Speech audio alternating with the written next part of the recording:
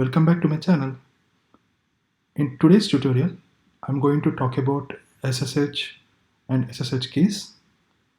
This tutorial also includes basics of SSH and how do we use SSH to connect to another server from the present server using a password and also without using a password, which is using SSH key authentication. So let's start the tutorial. First of all, what is SSH?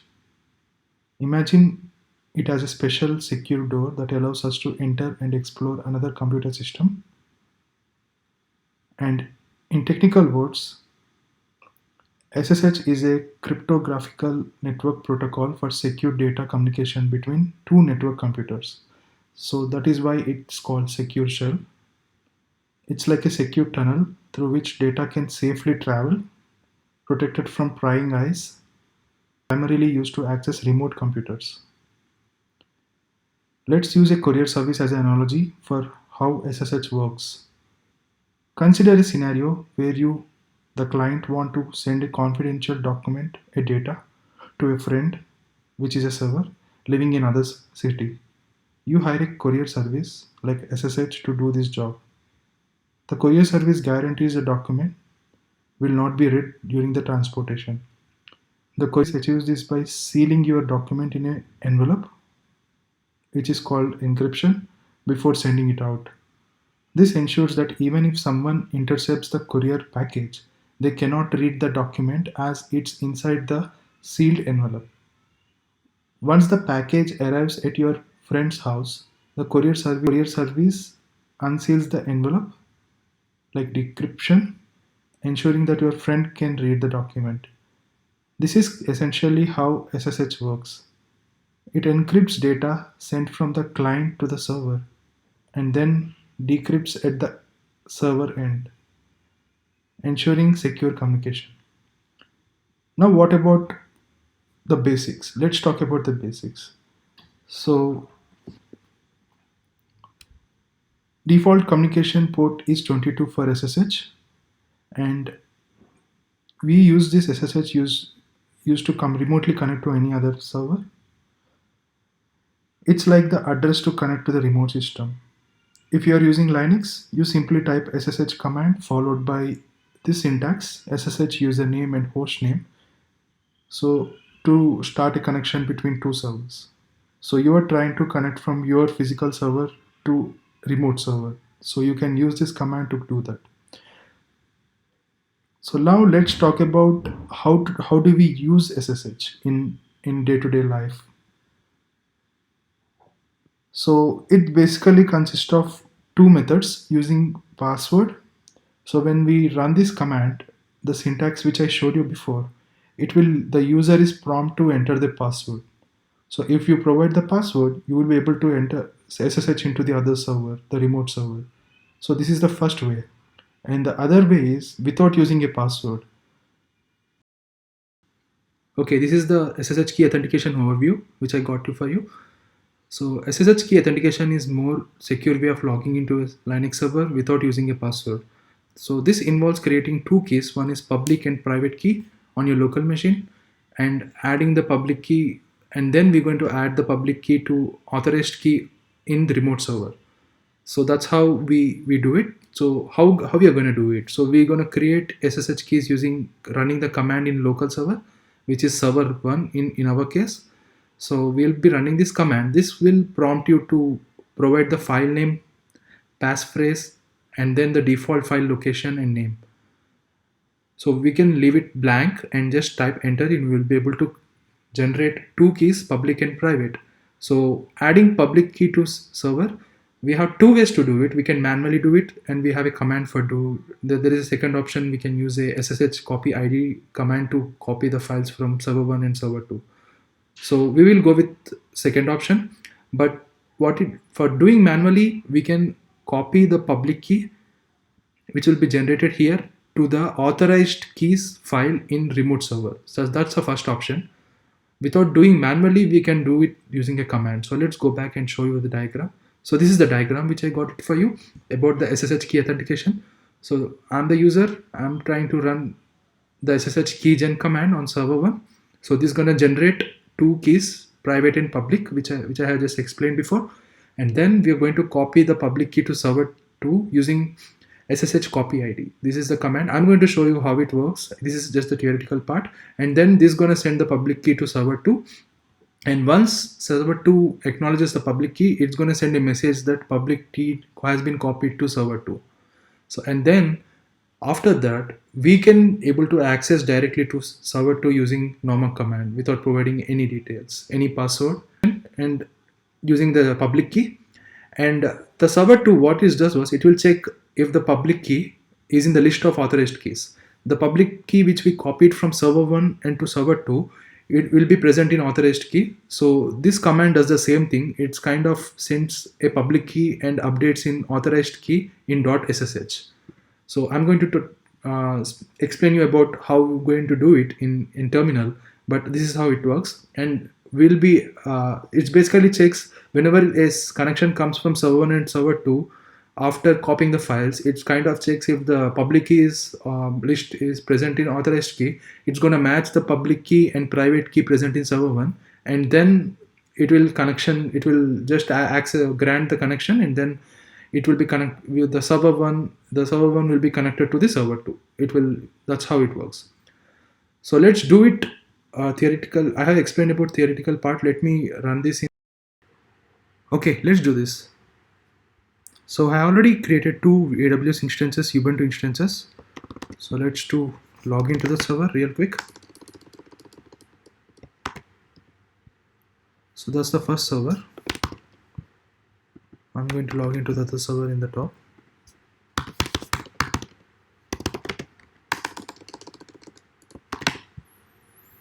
So this is the second server. So I'm going to do everything on root. So let's switch to root here, and the same thing here too. So first, real quick, so we are going to use two methods. So we are going to follow using the password and one without using the password while generating a SSH key. Let's go ahead with the using a password. So for that, we need to create a password for root. So right now, these are newly built VMs. I didn't add any changes or any make changes. This is newly built servers, Ubuntu servers. So that's how we can find out if we have any issues. So let's set a password now to root. This is how you can set it up. We'll do the same thing for okay. So we'll do the same thing for here.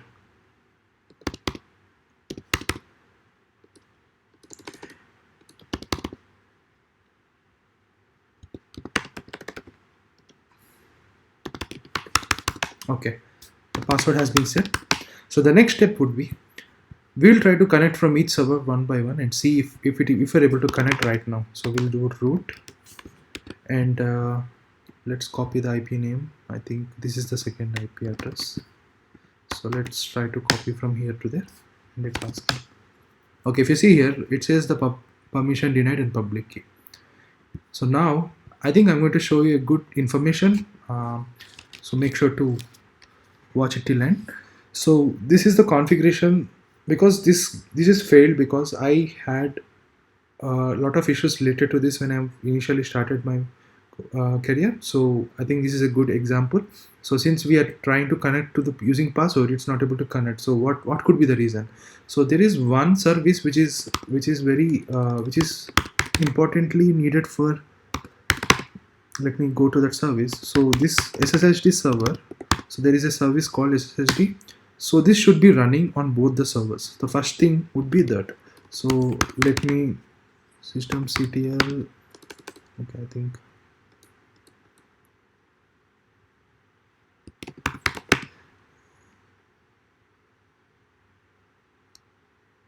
Okay, I think it went to the wrong server. Sorry.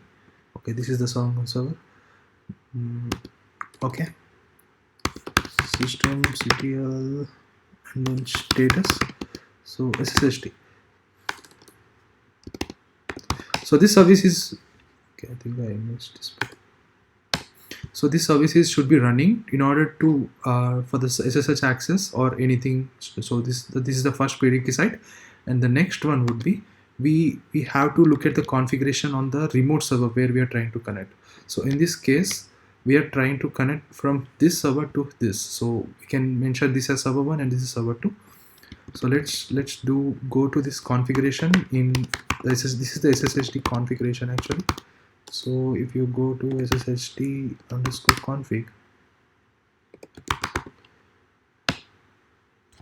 okay, I think I missed etc. Okay, I'm sorry, I think I messed it up. Yep. So if you go to this location, you'll be able to find this configuration. It has everything which is related to SSHD, which is nothing but SSH service actually. You can think of like that. So the first thing you need to enable is public key. So this is needed for the second one actually.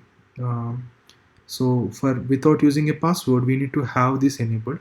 So this is first thing, and the next one would be, if you go scroll down, if you see the password authentication is no right now. So if you go back, so we need to enable this as well.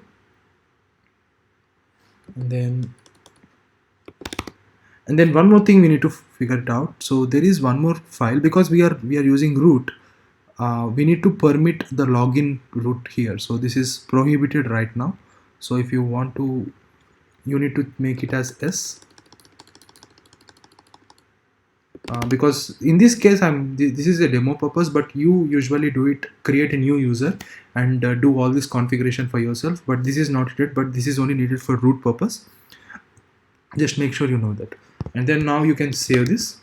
Since we made some changes to the root specific configuration, we need to reboot the server. We can do this using this command init 6, and then wait for some time. It will try to take some time to start up. And then okay, it's gonna come up again as soon as possible. And now let's go and run the command now.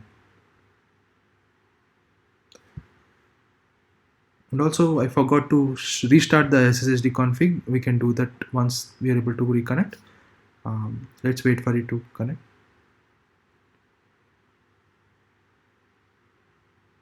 Okay, we are able to connect now.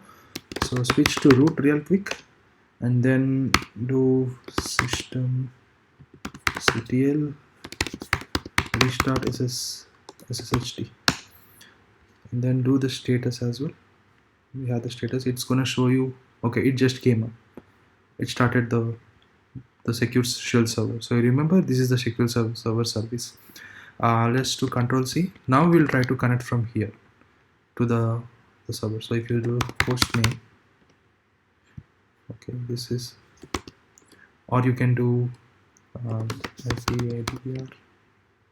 It is going to show the IP address. So this is the IP address we are trying to connect.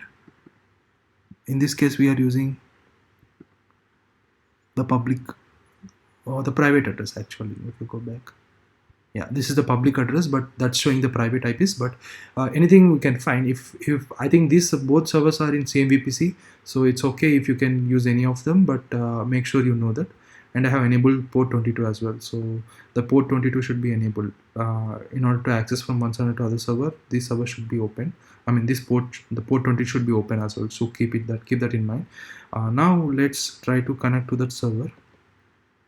Let's give the password, and now you're able to connect the password. So you are able to connect to the second server. See, that's how it works. So this is the first method. So we used to use the password, you're able to connect to the password. So let's go with the second one without using a password and using SSH key authentication. Let's go to our diagram. So what we're going to do now is we will generate a SSH key pair running this command. The command, I'm going to run a different command, but I'm going to share the details in the description. You don't need to worry about that. We'll run a command to generate a key pair which will have private and public key, which will be located under .ssh in the server 1, and then we'll copy the public key with in the server 2 in key authorization key server, I mean in .ssh and the authorization key, and then we're going to do without password, and then once we're able to copy, we are done. We'll be able to SSH to the remote server without any password. So let's try that. So let's go back. Okay, so right now we have to have the password, right? If you remember. So let's do exit. So since we are in the previous server, so right now we are in the server 1. So what we can do is we can just do ls-la and see there is a .ssh file right now. If you go to cd into that and do lsfnldr or lsfnla, you don't see anything. You can only see authorized key, known host and known host old, right? So let's go back and let's run our command ssh keygen -t rsa, and then it will create a private and public key. You just do default and it's going to create it. So let's go back and look around .ssh. You can see 2 keys has been created. See, this is the public key RSA. You can cat this. If you want to cat this, you can do this. So this is the key. This will be ending with 10.0.173, and you need to copy whole of them. So if you want to, there are 2 ways now. So if you want to copy it manually, you can directly copy this from here and go to your server. Now let's go to here. What is present here? Let's see here. So I'm going to the same location. So you can only see authorized key. So let's cat this and see what's in there. So if you see, there is only one. This is the initial key which has been added. Nothing has been added other than that. So if you want to do anything, we can just do vy and authorized key, and then add the do insert and then add this to here. This is the manual effort, but I'm not going to do that. I'm going to show you the automated part. So now we can do a command where, as I explained before, so we'll be running the ssh copy id command. So let me show you that command real quick. So we need to have the credentials of the server name of the, where is, okay, let me go back to the server name. Oh yeah, so we will be connecting to this server, right? So let's copy that. So ssh copy id, we are copying the id to that server in under root, and then provide the credentials, IP address. So what this does was, it will try to see here. Okay, let me zoom it for you. Okay, so if you see, okay, I think it's still asking for the password. Okay, I think I forgot to explain. For the initial time, whenever we try to connect from here to there using the second method as well, we need to provide the password for the first time, because the server has to know that we have the secure access to connect from server 1 to server 2. It's kind of one-time process. You just need to provide the password. I think you just provide the password, and then you can see the number of key has been added to it here. So let's go back and do the same command. Okay, you can see the public key has been added. If you remember, 10.1.73 has been added to this particular server. So that's how we copied. So now you can see, now try logging into the machine with just SSH root IP address. So it doesn't ask any password now. So let's copy, run SSH to the server right now. Now it shouldn't ask for the password. See, I'm able to connect without password. Okay, we were able to completely successful the tutorial. We understood how to use SSH, what is SSH, and what are the basics of SSH, and what port has to be opened. And then we need to make sure that SSHD service has to be running before using SSH. And once we know how to use SSH, there are 2 ways: with using password and without using password. With using password is something like we need to provide the credentials, and then without using password, we generated a key, and then we generated a keygen using SSH command.